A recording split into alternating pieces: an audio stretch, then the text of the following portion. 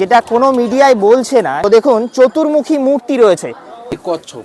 আচ্ছা এখানে কচ্ছপও রয়েছে, হ্যাঁ, মানে কচ্ছপ পদ্মাসনের মাঝে একটি কচ্ছপও রয়েছে। দেখুন মূর্তিটি এখানে একটি নৌকোর উপর শুয়ে আছে একজন, এবার তার নিচে রয়েছে পদ্মাসন। তো পদ্মাসনে কে থাকেন? পদ্মাসনে বিষ্ণু থাকেন। যে মূর্তিটিকে নিয়ে এখন আমরা সোশ্যাল মিডিয়ায় বারবার যে মূর্তিটির ছবি দেখতে পাচ্ছি, ভাইয়ের কাছে সেই মূর্তির কাছে আমরা এসেছি। মূর্তিটি কোনো মিডিয়ায় বিভিন্নভাবে দাবি করা হচ্ছে। কোনো মিডিয়ায় বলা হচ্ছে কাল ভৈরবের মূর্তি, কোনো মিডিয়ায় বলা হচ্ছে যে উগ্র চণ্ডীর মূর্তি। তো দেখুন চণ্ডীর কথা বলতে গেলে দ্বাবিংশতি চণ্ডীর কথা আমরা বলতেই পারি, যেখানে বরেন্দ্রী ভূমির পাশে বরেন্দ্রী ভূমিতে দ্বাবিংশতি চণ্ডী অর্থাৎ 22টি চণ্ডী মূর্তির কথা বলে গেছেন ঐতিহাসিকরা। সেই চণ্ডী মূর্তির একটা এই ঘাটুলের এই মা ভাইরের মূর্তি, সেটা হতে পারে, সেটা আগের ভিডিওতেও আমি বলেছিলাম। কিন্তু বর্তমানে যে মূর্তিটি দেখা যাচ্ছে এই পাথরের মূর্তিটি, সেটি এই জায়গাটায় এইখান থেকে মাটি খুঁড়তে গিয়ে একজন ভদ্রলোক সেটা পান এবং গ্রামবাসীদের জানান। বর্তমানে সেই মূর্তিটি এখানে রাখা রয়েছে। এবার এই মূর্তিটি সম্বন্ধে আপনাদের বলি, যেটা কোনো মিডিয়ায় বলছে না সেটা আমি কভার করার চেষ্টা করছি। এইটুখানি সামনে নিয়ে আসুন মূর্তিটির। দেখুন মূর্তিটি এখানে একটি নৌকোর উপর শুয়ে আছে একজন, এবার তার নিচে রয়েছে পদ্মাসন। তো পদ্মাসনে কে থাকেন? পদ্মাসনে বিষ্ণু থাকেন। বিষ্ণু তার নৌকার উপর এইভাবে শুয়ে থাকেন, পদ্মাসনে আসীন। তার উপরে এই মূর্তিটি রয়েছে। এবার এই মূর্তিটিকে যদি আমরা দেখি, দুদিকে 5-5 করে 10টি হাত রয়েছে। এবার 10টি হাত এই মুহূর্তে দেখা যাচ্ছে, পাশ থেকে পুরোহিত মশাই বলছেন 12টি হাত। এইখানেই মতান্তর তৈরি হচ্ছে, তাহলে 10টি হাত না 12টি হাত? যদি 10টি হাত হয় তবে সেটি মা দুর্গা হয়ে গেল, কিন্তু 12টি হাত যদি হয় তাহলে সেটা কোন মূর্তি? এই কোষ্ঠী পাথরের মূর্তিটি কিন্তু চতুর্মুখী রয়েছে। আমরা একদিক থেকে দেখছি, আমি আস্তে আস্তে ডান দিক দিয়ে যাওয়ার চেষ্টা করব। দেখুন চতুর্মুখী মূর্তি রয়েছে, একদিকে মায়ের মূর্তি, এইদিকে মায়ের মূর্তিটি ভেঙে গিয়েছিল। এবার ভাঙার গল্পতে একটুখানি বলি। আমরা জানি যে কালাপাহাড় ধর্মান্তরিত হওয়ার সময় বহু মূর্তি ধ্বংস করেছে, তার সেই সময় এই ধ্বংসের কারণ হয়ে থাকতে পারে, অথবা মোহাম্মদ বিন বাখতিয়ার খিলজির সময়, মানে তুর্কি নাচন শুরু হয়ে যায় একটা সময়, সেখানে বহু হিন্দু মন্দির ধ্বংস করা হয়।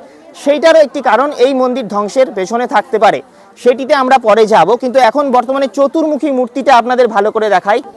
দেখুন এই মূর্তিটা চতুর্মুখী রয়েছে, প্রত্যেক মূর্তির দিকে একই ভাব রয়েছে এবং প্রত্যেক দিকেই একই ধরনের গঠন রয়েছে।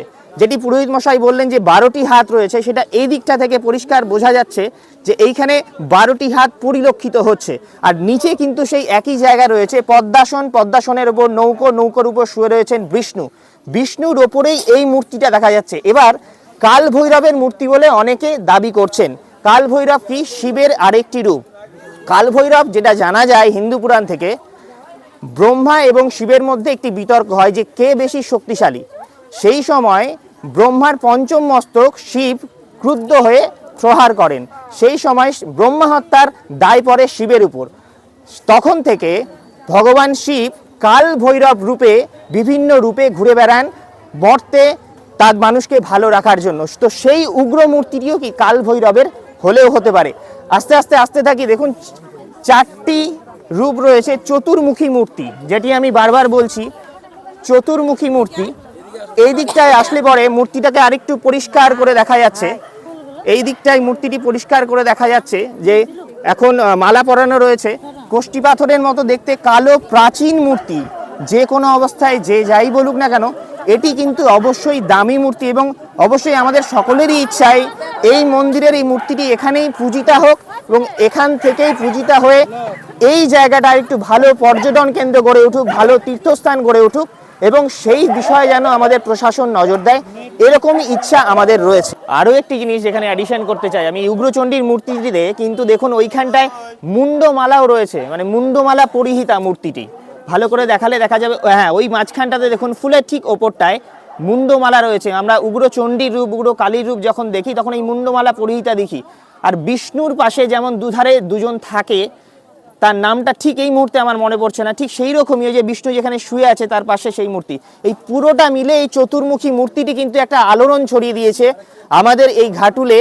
যেই মূর্তি, যেখানে ভাইরের মা পুজো করা হয়, যে ভাইরের মা খুবই জাগ্রত, সেই মায়ের মূর্তির কাছেই এই মন্দিরটিতে এই মূর্তিটি বেরিয়ে এসেছে। আমার ধারণা এর আশেপাশে আর্কিওলজিক্যাল সার্ভে অফ ইন্ডিয়া বা প্রশাসনের তরফ থেকে যদি আরও একটু খোঁড়াখুঁড়ির ব্যবস্থা করা হয়, আরও বিভিন্ন ঐতিহাসিক নিদর্শন আমরা এখানে কিন্তু পেতে পারি।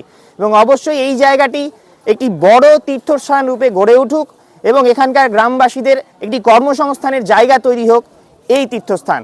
মূর্তিটিতে আরও একটি পরিলক্ষিত বিষয় যে ভগবান শিবের গায়ে কিন্তু সাপ থাকে, তো সেই সাপের একটি অংশ মানে পেছনের লেজটা কিন্তু গায়ে দেখা দিচ্ছে। আবার অনেকে বলছেন এটি কোনো পৈতেও হতে পারে, ঠাকুরের গায়ে পৈতে রয়েছে। সবই কনফিউশন, কিন্তু যেটা মনে হচ্ছে সেটা আমরা তুলে ধরছি। কোনো ঐতিহাসিক বা প্রত্নতত্ত্ববিদরা আসলে সঠিকভাবে বলতে পারবে যে এটি আসলেই ঠিক কোন রূপটা এখানে বেরিয়ে উঠেছে বা ফুটে উঠেছে। আরও একটি জিনিস দেখার ব্যাপার বা জানার ব্যাপার, সোশ্যাল মিডিয়া এবং বিভিন্ন তথ্য থেকে জানতে পেরেছি যে যখন মূর্তিটি খোঁড়া হয় মানে মাটি থেকে মূর্তিটি ওঠে তখন একটি ফোনাতলা সাপ নাকি দেখা গেছে।